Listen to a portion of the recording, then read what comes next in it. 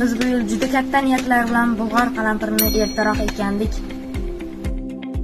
Yaxshiroq daromad olaylik deb. Butun mehrimiz bilan eng sara o'g'itlarni berdik, ko'proq hosil olaylik deb. Biroq bu yilgi yaxshi hosil uchun va yaxshi daromad uchun olib borilgan kurashda biz mag'lub bo'ldik shekilli. Hosilga endi yetib, birinchi terimni terdik deganda, mana bu qator yoppasiga shumshayib qoldi. Barglarni qarang, o'zini tashab qo'ygan. Odatda ekin o'lishidan oldin shunday holat bo'ladi. Agar rostdan ham shu shumshayish o'limga xos bo'lsa, bu ekinlarimiz ko'kka bormaydi. Hammasi qurib ketadi.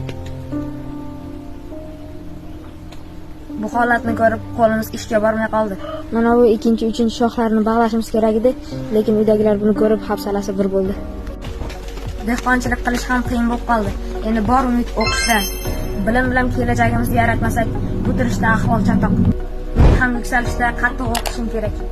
Siz bu fikrga nima deysiz? Dehqonimiz kuzatib oling. Davomi yanada qiziqroq bo'ladi.